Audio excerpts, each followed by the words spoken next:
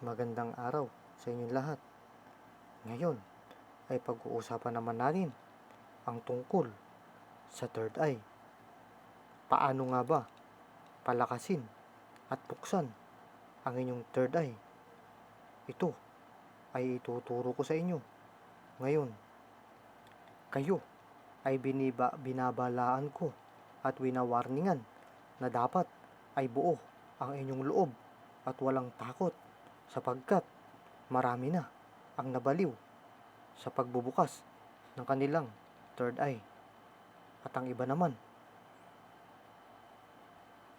ay nagkaroon ng sakit na espiritual.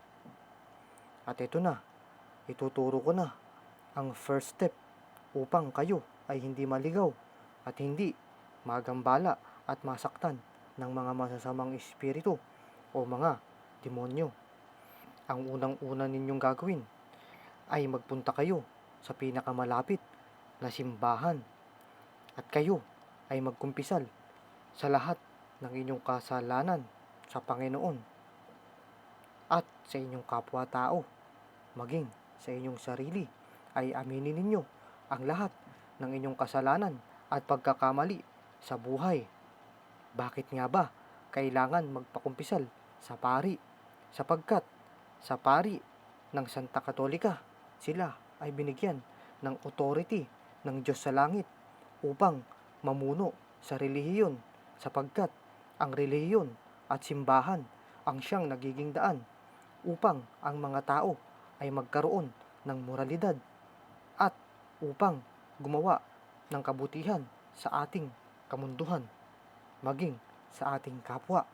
Kaya dapat ay mataas ang respeto ninyo sa alagad ng Diyos at huwag maging mapanghusga at huwag palaging nakatingin sa mali ng iyong kapwa sapagkat ang Diyos ay hindi nag-iisip o naghahangad ng masama sa kanyang likha. Kaya tayong mga tao ay walang karapatan na mag-isip ng masama at humusga sa ating kapwa. Ang hindi marunong rumispeto sa kanilang kapwa ay nauuwi ito sa kapahamakan. At pagkatapos ninyong mangumpisal sa pari, kayo ay magpa-bless at ganito ang sasabihin ninyo sa pari. Kaya kayo nangungumpisal at magpapabless ay gusto ninyong mabuksan ang inyong karunungan at kaalaman patungkol sa espiritual na buhay at upang para mas makakilala pa sa Panginoong Diyos maging sa mga espiritong namumuhay dito sa ating kamunduhan at nagnanais kayo ng kabutihan sa inyong kapwa at maging sa inyong sarili.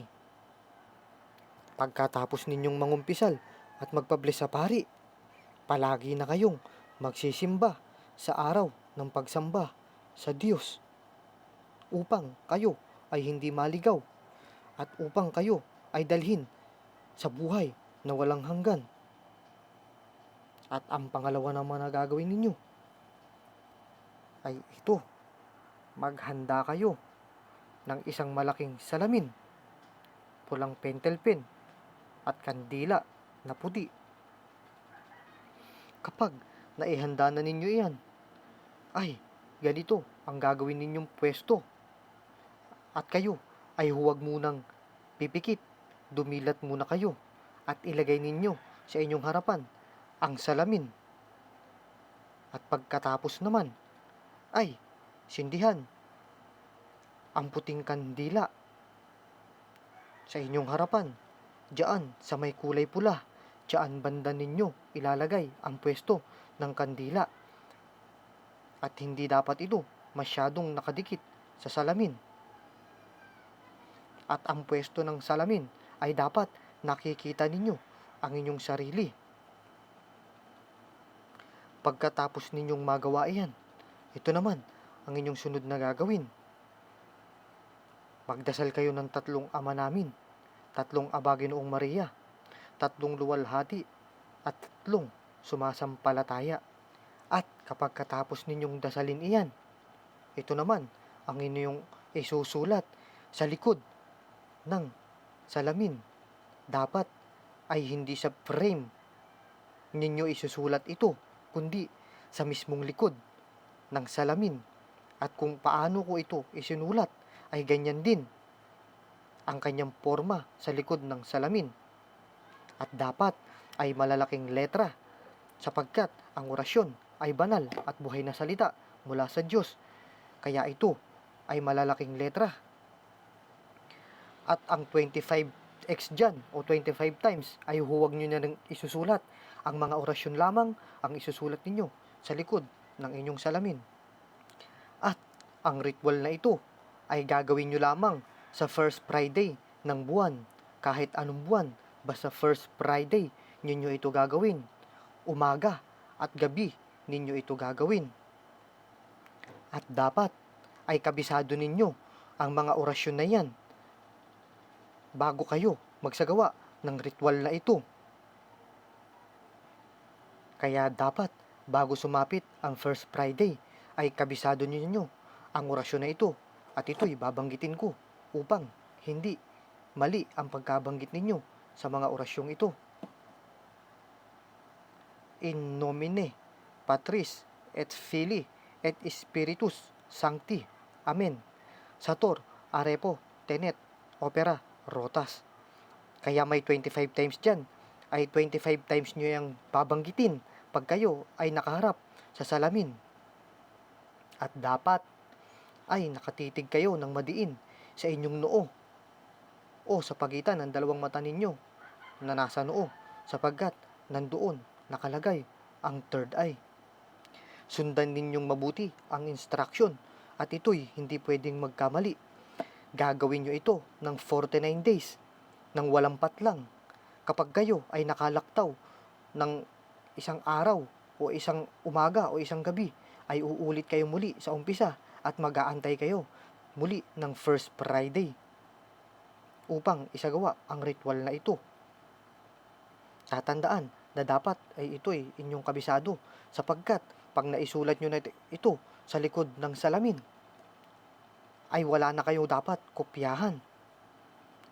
At kapag nagawa nun nyo yan ng 25 times na nakadilat, ang susunod naman, kayo ay pipikit at babanggit na lamang kayo na 3 beses ng orasyong ito.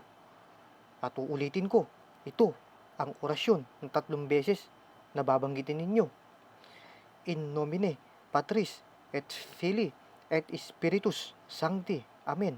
Sator, Arepo, Tenet, Opera, Rotas.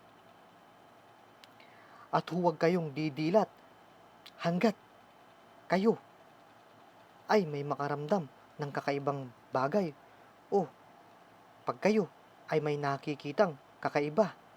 Sa umpisa, maaaring hindi nyo pa ito maramdaman o maranasan.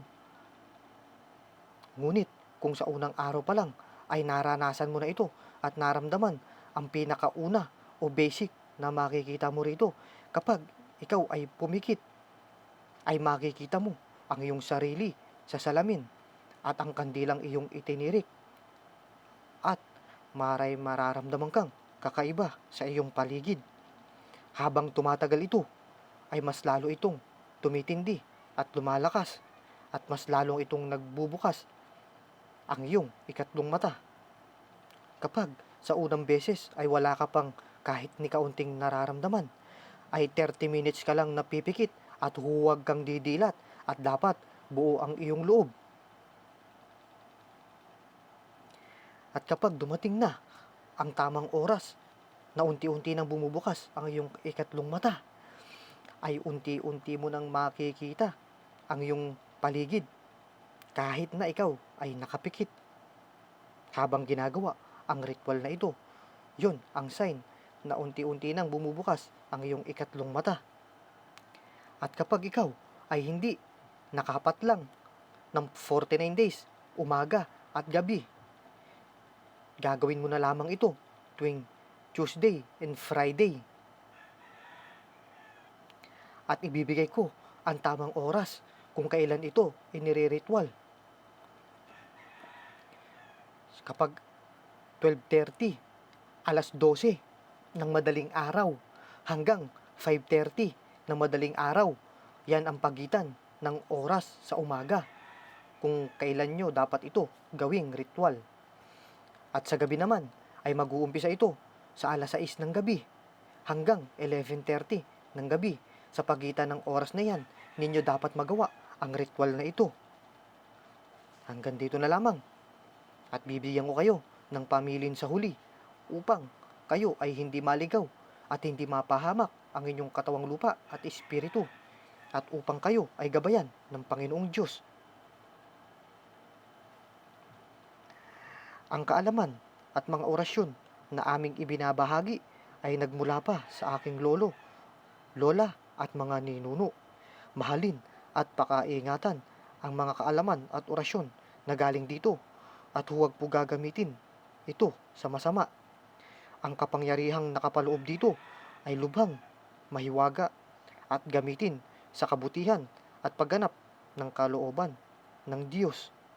Pagpalain nawa kayo ng mahal na Panginoong Jesucristo. Amen.